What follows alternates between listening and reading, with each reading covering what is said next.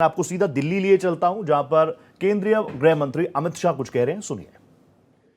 Involve रहा हूं।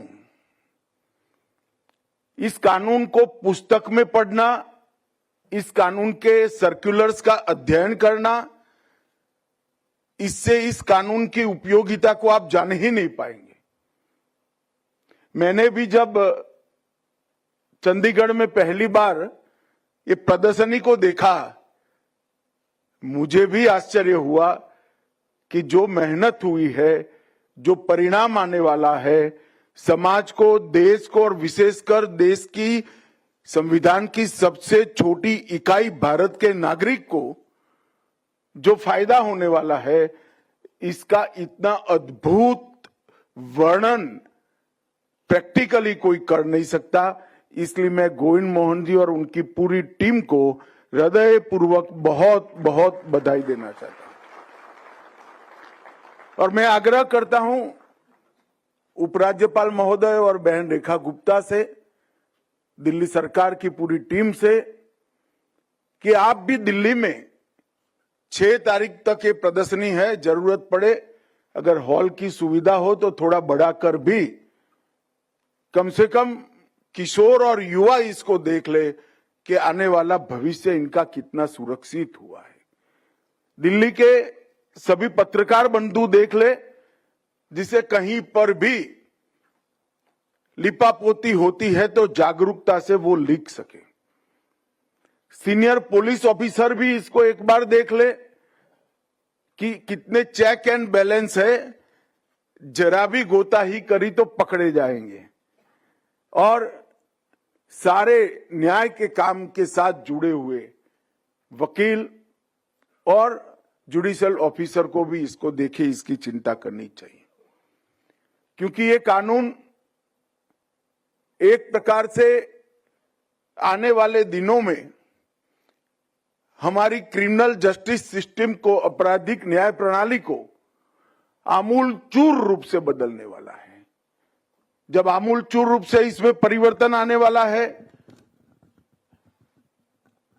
तो इसका मतलब क्या है? हमारी न्याय प्रणाली के सामने सबसे बड़ी दिक्कत थी कि न्याय मिलेगा इसको, किसी को कब मिलेगा इसका किसी को विश्वास ही नहीं था।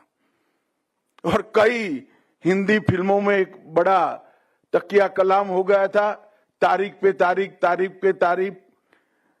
मैं भारत के सभी नागरिकों को आज के कार्यक्रम के माध्यम से आश्वस्त करना चाहता हूं कि लगभग 3 साल लगेंगे पूर्ण इसका क्रियान्वयन होने में।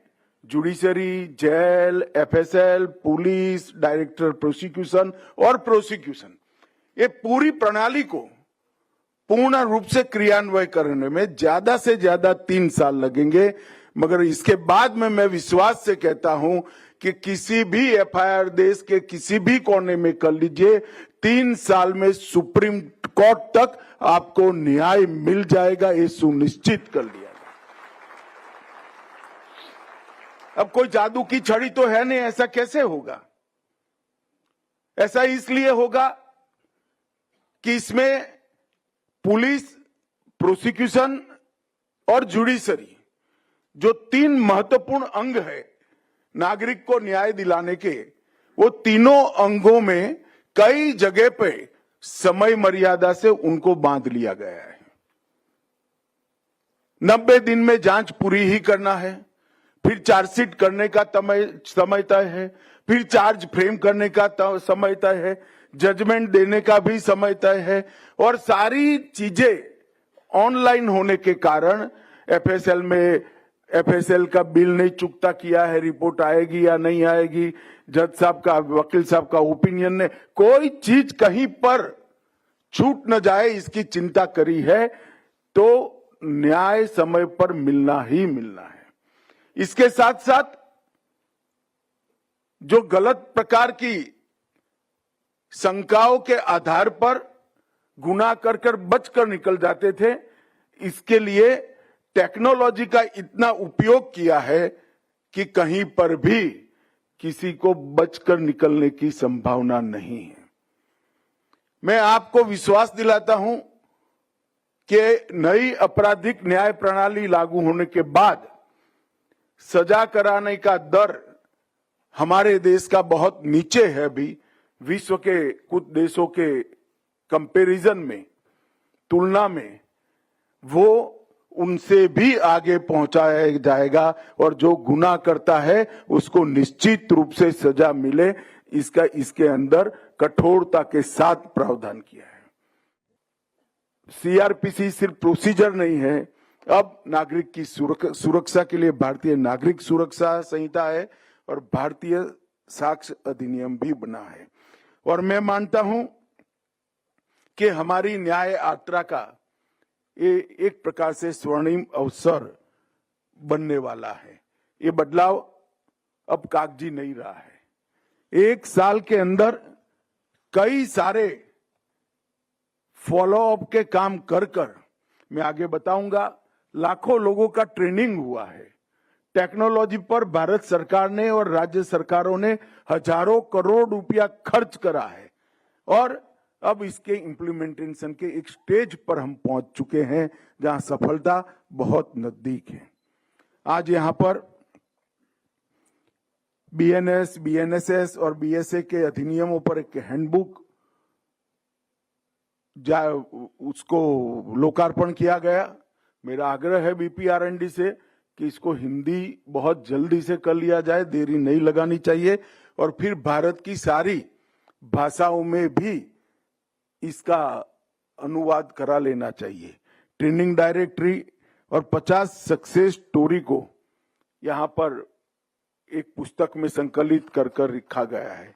मित्रों, मैं तो नियमित रूप से चुने हुए गृह मंत्रियों से बात करता हूं। सक्सेस स्टोरियां अनेक हैं और छोटे छोटे केस से लेकर डबल मर्डर तक के केस के अंदर 3 माह के अंदर सजा देने का काम ये नए आपराधिक कानून और टेक्नोलॉजी के उपयोग से हो गया है, क्योंकि हमने 7 साल और इससे ज्यादा सजा वाले हर केस के अंदर एफएसएल को कंपलसरी कर दिया है। नफीस का उपयोग भी अब बहुत अच्छे तरीके से होने लगा है। पॉस्को के केस में डीएनए का मिलान गुनाह करने वाले को किसी भी तरह से छूटने की रजा नहीं देता है और डिजिटल जब्ती के लिए भी और डिजिटल आरोप मतलब गुनाहों के लिए भी कई सारी टेक्नोलॉजी का उपयोग हमने किया है।